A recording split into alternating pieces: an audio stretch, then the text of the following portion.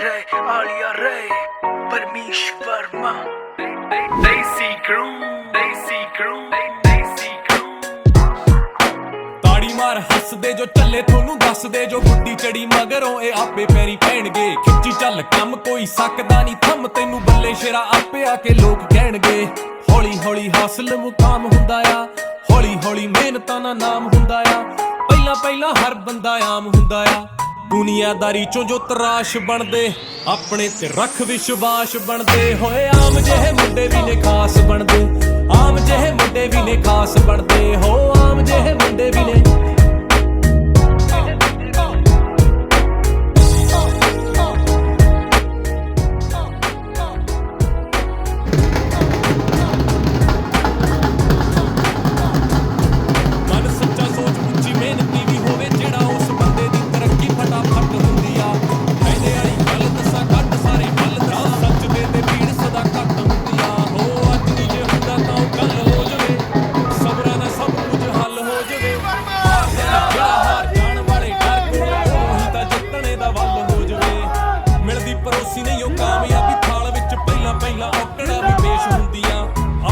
सिख जांदा खा खा के ठोकरां जी ठोकरां बदामां नालों तेज हुंदियां हौली हौली हासिल मुकाम हुंदा आ हौली हौली मेहनतां दा नाम हुंदा आ पहला पहला हर बंदा आम हुंदा आ दुनियादारी चों जो तराश बनदे अपने ते रख विश्वास बनदे होए आम जेहे मुंडे भी ने खास बनदे आम जेहे मुंडे भी ने खास बनदे हो आम जेहे मुंडे भी ने इब्राहिम नहीं है छोरे बदनाम थे जो छोरे बड़ा नाम हो गए छोरे गुमनाम थे जो छोरे नाकाम थे जो छोरे बड़े काम करे छोरे ना आराम करे छोरे हम गाम आले छोरे ओवर करे शिफ्टे भरी सारी किश्ते किया अपने सिर पे सारे निभाए रिश्ते माइंड पूरा लिट है बॉडी पूरी फिट है रब जे यार फिर डरना किसते महंगी गाड़ियां ले ली चप्पले घिस घिस के मिटा देंगे जी खा जोरी जिस जिसके सीधा बिंडे चलाना मैं जानू पड़ता मैं न्यारे चक्रों में डिसविस के सोल्जर बन सिखो माड़ा टाइम कड्डना हार्ड वर्किंग वाला रूट नहीं ओ छड्डना जानदा है जग कोई घड़ी होई गल ना अखा बंद करके मुसीबतां दे हल ना कम करो सोचा छड्डो आस रखो प्रोवाइडर ते रोटी ओ भी खांदा जेड़ा पिया ए डिवाइडर ते हौली हौली हासिल मुकाम हुंदा आ हौली हौली मेहनतां दा नाम हुंदा आ पहला पहला हर बंदा आम हुंदा आ दुनियादारी चों जो तराश बनदे अपने ते रख विश्वास बनदे होए आम जेहे मुंडे भी ने खास बनदे आम जेहे मुंडे भी ने खास बनदे असी आम जेहे मुंडे ही जो खास बन गए असी आम जेहे मुंडे ही जो बस बस बस बस ऐसा ही वाहेगुरु सुख रखे मारा काम बोले मुने हम चुप रखे वही यार सारे बैठे जी वैगन में जो साथ उनकी बात को प्रशासन तक ले जाने वाला कोई नहीं है उन नेताओं की बहादुरी इसमें होती है उनका हाथ पकड़ के चलो डीसी के पास चलो आपकी आवाज को सीएम तक भिजवाते हैं चलो आपकी हम ऐसे मदद करते हैं उस वक्त में भी जब वो हमारे पास बैठ कर रो रहे थे ऑफिस में तो भाई ने आवाज फिर उठाई एक मोमेंट की डीसी साहब को ज्ञापन दिया और मांग की उसके घर भी गए समझा के आए और उस वक्त में ये मांग की गई कि ये गरीब हैं तो कम से कम ठेकेदार को भी और निगम के वो अधिकारी जिसकी वजह से ये ढक्कन खुले थे जिसकी वजह से तो निगम के अधिकारियों ने नेग्लिजेंसी की लापरवाही बरती वो बच्चा जिंदा हो सकता था उसके मरने के बाद लाइटें भी लगी ढक्कन भी बंद हो गई साफ सफाई भी हो गई और आवाज में दबाने की कोशिश की फिर भी भाई ने मूवमेंट की और 10 लाख मुआवजे की बात की उनकी गरीबों की वो बेचारे झुग्गी से हैं बदायूं से लेकिन क्षेत्रवाद ना देखते हुए ऊंच नीच ना देखते हुए भाई भतीजावाद ना देखते हुए सबके लिए और बहुत सारे ऐसे काम हैं तो साथियों में आपका ज्यादा समय नहीं लेते हुए मैं गुजारिश करूंगा हर दिल की आवाज सोनीपत की पहचान उभरते हुए सितारे भाई राजीव वर्मा जी आप लोगों के बीच में आए और अपने 2 शब्द कहे भाई राजीव वर्मा जी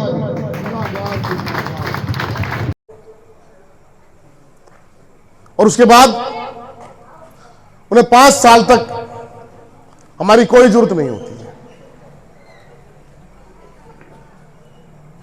5 साल के बाद फिर से वही चक्कर शुरू होता है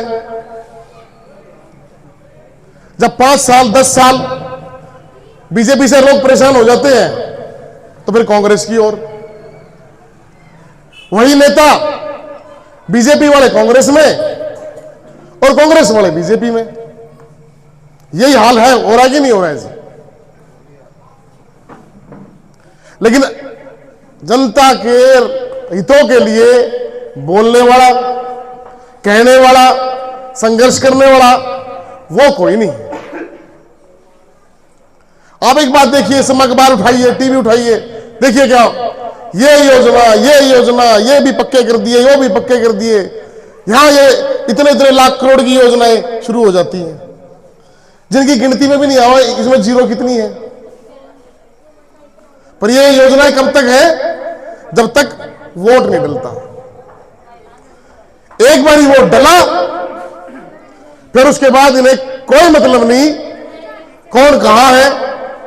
फिर क्योंकि इन्होंने एक पूरा प्रायोजित कार्यक्रम है जी, ये एक व्यवस्था है जो हमें समझनी होगी। ये व्यवस्था है कि 5-5 करोड़ की टिकट आएगी, 5-5 करोड़ रुपए दारू और पैसे में बहाए जाएंगे इलेक्शन के टाइम पे। उसके बाद जो कोई जाए इनसे पूछने के लिए, हां जी वो काम नहीं हुआ, तेरे को तो पहले ही पैसे दे रखे थे भाई, ज्यादा ना बोल। कोई बात करे, असल में हम लोग इनके बन गए मजदूर। एक व्यवस्था बना दी इन लोगों ने, क्योंकि आप आंख खोल के देखिए, जितने भी प्राइवेट स्कूल हैं, जितने भी प्राइवेट हॉस्पिटल हैं, ये है किनके? ये सारे एमपी एमएलए और उन्हीं के रिश्तेदार और उन्हीं के चेले चपटों के। आज हालात ये है कि 2 बच्चों को स्कूल में पढ़ाना मुश्किल हो रहा है, और अगर घर में कोई बीमार हो जाए तो यूं देखना पड़ता है कि कौन सी चीज गिरवी रखनी पड़ेगी, कौन सी चीज बेचनी पड़ेगी। क्यों? असल में तो हम लोग कमाते हैं, आदमी भी कमा रहा है, औरत भी कमा रही है, उसके बावजूद भी घर नहीं चल रहा। हम लोग कमाते हैं दिन रात, उसके बाद भी गरीबी, उसके बाद भी हालात कमजोर। हम लोग इन्हीं को कमा कमा के देते हैं पूरे 5 साल, और उसके बाद में 5 साल में एक बार आते हैं, ये वोट ली, खैरात का टुकड़ा डाला, 500 रुपए एक वोट, दारू की बोतल, बस उसके बाद खेल खत्म। 5 साल के बाद फिर बात करेंगे। ये हालात हो रहे कि नहीं हो रहे हैं जी? वही बीजेपी वाला कांग्रेस में, कांग्रेस वाला बीजेपी में। 10 साल लोग परेशान, फिर 10 साल के बाद में फिर वो दूसरे। ये देख लेंगे मेयर साहब, क्या नाम उनका, निखिल मदान, बनाया हम लोगों ने सबने मिलकर, होगा क्या दाव पड़ गई थी भाई, चोरी कर रखी थी, बाकी डाल रखे थे, जो दाव पड़ी। एक दूसरा है सुरेंद्र पवार, वो ईडी के कारण, खनन माफिया, ये माफिया, क्योंकि डरते हैं। हम लोगों से पूछ लो ना, हम लोग साफ तौर पे कहा, आओ भाई, आओ ईडी वाले, आओ सीबीआई वाले, आओ इनकम टैक्स वाले। ये लाल झंडे से क्यों डर लगता है इन लोगों को? इन्हें पता है इस बात का कि कितनी भी स्टेटों में कम्युनिस्टों की सरकार हो, आज तक किसी के ऊपर कोई करप्शन का केस नहीं, ना चोरी करते ना डरते। 134 से आप देखिए कि बाबा साहेब भीमराव अंबेडकर जी ने हमें एक संविधान दिया कि 2 चीज व्यापार की नहीं होनी चाहिए, एक शिक्षा और एक चिकित्सा। और आज सबसे बड़ा व्यापार का क्या काम है जी? बड़ी शीशे की बड़ी शानदार बिल्डिंगें बनी पड़ी है, चाहे हॉस्पिटल देख लो, चाहे स्कूल देख लो, चमचमाती बिल्डिंगें। किसी भी मंत्री ने, एमपी ने, एमएलए ने सोनीपत के अंदर यह नहीं कहा कि भाई सोनीपत के अंदर 10 हॉस्पिटल और खुलने चाहिए सरकारी। एक सरकारी हॉस्पिटल है, उसमें इलाज के नाम पे इतनी लंबी लंबी लाइनें लगती है, डॉक्टर मिलता नहीं, वहां कौन जाता है? हमारे जैसे लोग ही तो जाते हैं। लेकिन ये बोलने वाला कोई नहीं। क्यों? उनकी तो दुकानदारी वहां से है, उनका धंधा वो है। और ये बात हमें और आपको समझनी होगी। हम और आप इंसान हैं, वोट नहीं है। ये 5-5 करोड़ जो खेल है ना, ये खेल बंद होगा कब? जब हम और आप मिलकर समझेंगे। ये जो रैली करने जा रहे हैं हम लोग, ये महागठबंधन रैली, कौन सा गठबंधन कर रहे हैं? जिसमें बाबा साहेब भीमराव अंबेडकर के, ज्योतिबा फुल्ले के, भगत सिंह के, अशफाक उल्लाह खां के विचार, जिस तरह का भारत, जिस तरह का हरियाणा वो बनाना चाहते थे, उनके विचारों का गठबंधन है ये। कि हम चाहते हैं कि हरियाणा के अंदर शिक्षा की जिम्मेदारी सरकार ले, हम चाहते हैं कि चिकित्सा की जिम्मेदारी सरकार ले। सोनीपत के अंदर 10 हॉस्पिटल क्यों नहीं खोले जा रहे? सरकारी स्कूल क्यों नहीं खोले जा रहे?